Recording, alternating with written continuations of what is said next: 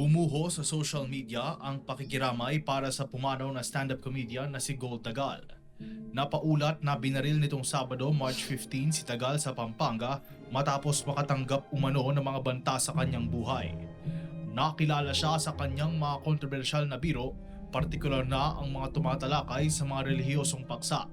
Ang non-profit organization na Project Jade ay nagpasalamat sa kanyang suporta sa kanilang grupo, pati na rin ang kanyang pagtindig laban sa mga paglabag sa karapatang pantao.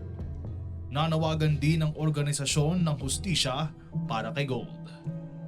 What's up sa inyo mga tropa, at confirm nga mga tropa na deads na talaga etong si Gold Tagal. At meron din akong nakita na relative na nagpost tungkol nga dito kay Gold Tagal na itong March 15 pa pala nangyari yung insidente na to mga tropa ko. At sabi nga dito sa post nung kaanak neto ni Gold Tagal, eto ata yung nanay niya kung hindi ako nagkakamali. Sabi dito, I have always reminded him that engaging in such dark humor can alienate or offend others. So malinaw sa malinaw naman talaga na binalaan na netong relatives nga neto ni Gold Tagal yung mga pinagagawa niya ng mga jokes. Pero hindi natin din masabi kung ano yung nasa isipan neto ni Gold Tagal. Kasi mga tropa, eto lang talaga yung masasabi ko. Yung mga ganitong uri ng joke dito sa Pilipinas, sa tingin ko matagal-tagal pang matatanggap ng maraming Pilipino. Yung mga ganito, yung mga dark humor tungkol sa mga religion and everything or kung ano-ano pa man. Pero syempre, hindi naman natin talaga pwedeng i-pinpoint talaga na INC talaga yung may kagagawan neto. Kasi kung sino-sino din mga Poncio Pilato yung pinaggagawang topic or subject neto ni Gold sa mga jokes niya. Para sa mga aspiring mga tropa na mga content creator or mga aspiring na comedian, sana wag nyo naman gawin yung mga sensitibong mga topic or subject para lang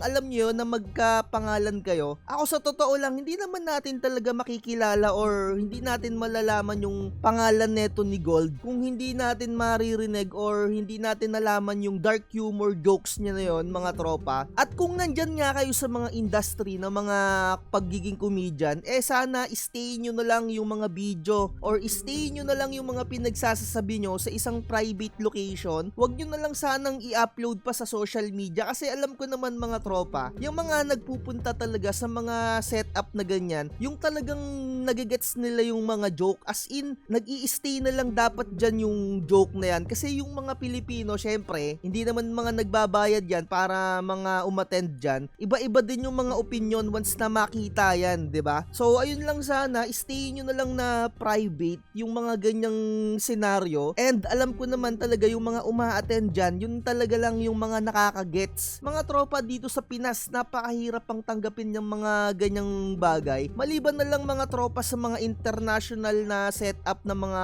comedy jokes, talagang alam nyo yun na kahit na yung senaryo na merong cancer yung tao, talagang nagagawan nila ng jokes at talagang alam nyo, tanggap nila yung mga ganong bagay na stay as joke lang yon. Kagaya neto ni Matt, kung nakakapanood kayo ng mga videos neto, even yung mga cancer pinagtitripan niya or ginagawa niya ng mga jokes. And sa tingin ko sa Pilipinas, napakatagal pang matatanggap ng mga tao yung mga ganong senaryo. Sobrang lap trip etong comedian na to. Ewan ko kung napapanood nyo to. Eto pa mga tropa, isa sa mga international na mga comedian na napapanood ko, eto din si Gabriel Iglesias. Pero mas natatawa talaga ako dito kay Matt Rife. May mga tipong mga dark humors talaga na sa tingin ko as normal na Pilipino, yung mga ibang Pinoy hindi talaga matatanggap yung mga ganong konsepto. Kaya naman sa mga ayun nga aspiring na comedian dyan, para lang magkapangalan, wag nyong gawin na katatawanan or subject yung mga ganyang bagay, or as is i-stay nyo na lang yan sa private location or private place. Stay nyo na lang dyan, wag nyo nang i-vlog, wag nyo nang i-post. Syempre yung mga mamamayan na Pilipino, iba-iba yung mga reaction niyan. At again, hindi ako INC, hindi ako member dyan. Ginagalang ko lang talaga yung religion na yan. Napakadami kong tropa, kakilala na mga ganyan, and may mga best friends pa ako ng mga INC.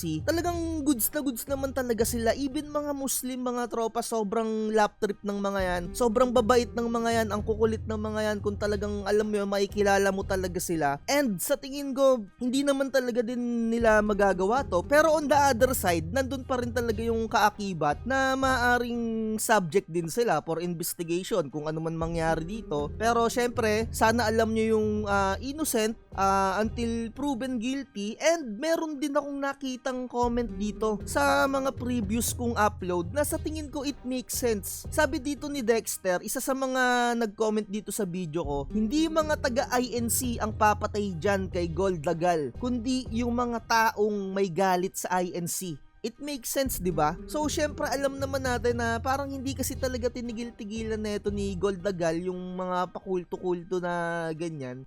Ayun, baka nga isa sa mga may galit din sa INC, yung mga gumawa nito. Kasi it makes sense din tong comment na to Nakita ko ngayon lang habang nagbabrowse ako dito sa old videos ko. 'Di ba? And meron din akong mga nababasa na mangilan-ngilan din kasi dito sa comment section natin na parang pati yung mga politiko parang ginagawa niya ng subject, and parang meron din atang naka-keyboard warrior tong si Goldagal sa isang comment section. Hindi ko na lang makita yung post pero nababasa ko lang dito sa mga comment section, 'di ba? So isa si Ryan Rems din sa mga pinapanood ko na comedian, and ayun nga sana hindi naging ganto yung pangyayari, sana binugbog na lang mga ganyan bagay and sana naging legal na lang yung mga pangyayari. Napaka-importante pa rin ng buhay ng tao. Kung magbabasa-basa kayo dito ng comment, and kung sa iba pang mga comment section na mga post, talagang hati yung opinion ng tao. May mga nagsasabi na deserve mo yan, and may nagsasabi na mga justice. Ako para sa akin mga tropa, opinion ko lang, napakahalaga pa rin talaga ng buhay ng tao na dapat hindi natin isinasakamay or hindi tayo yung nagdidesisyon ng mga ganyan,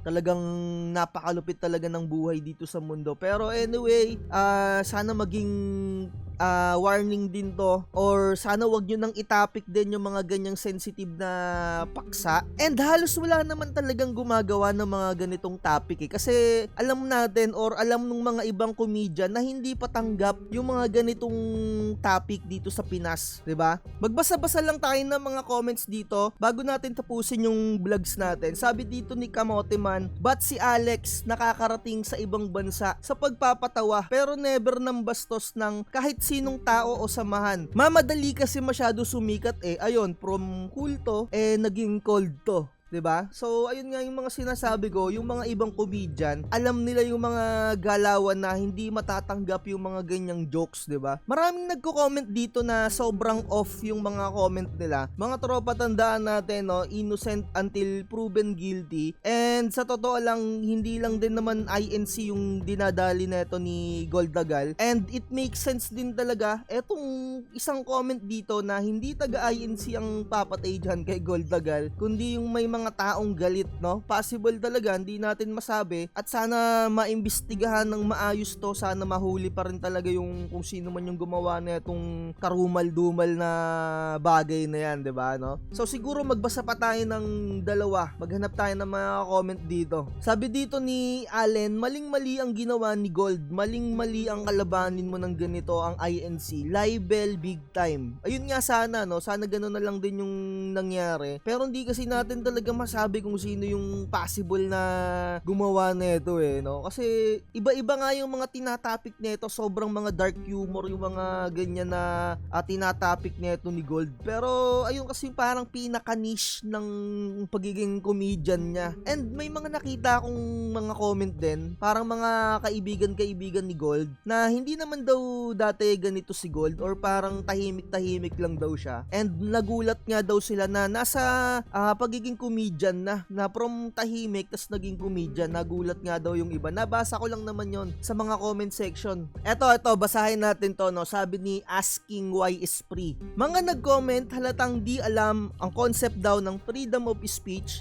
Hindi mo papatayin ang tao, salita lang ginamit. Sinisi pa si Gold, tapos sabi pa ng iba, di kilala Diyos, deserve daw. Kadiri mag-isip. Tingin nyo buhay kapalit ng salita, mag-isip kayo, This just prove na ayun nga daw yung INC. Mga tropa, eto nga no, hindi pa naman napapatunayan naman talaga, and kahit pa paano sana magkaroon ng maayos na pag-iimbestiga dito at mahuli talaga, or kung sino yung mga nakakita ng pangyayari, sana ma-sketch or malaman, matukoy kung sino talaga yung bumarel during that time, 'di ba? Napakahirap din talaga ng usapin ng ganito. Sa tingin ko, i-comment nyo na lang dyan sa ating comment section kung ano yung mga hinain nyo. And again, para sa mga aspiring comedian, para sumikat kayo ng mabilis mga tropa, wag yung gayahin yung mga ganyan o yung mabilisan na pag-trending. It takes time mga tropa. Yung mga ibang comedian dito sa Pilipinas, sobrang tatagal na, pero never naman silang nagtopic ng ganito. Kasi nga alam nila na yung Pilipino or yung mga Pinoy dito sa atin, hindi patanggap yung mga ganitong konsepto. Even yung mga artista nga na ginagawang subject sa mga jokes, talagang naiinis talaga sila, 'di ba? And again, gawin nyo na lang na private yung mga pagko-comedy nyo. Wag nyo nang i-upload dyan sa YouTube na kung sino-sino pa yung nakakapanood na hindi naman talaga into comedy or mababa yung sense of humor, 'di ba? So ayun na lang, dito na natin tapusin yung vlogs natin. Like, share, and subscribe. More chismis to come. Ingat mga tropa. Bye-bye.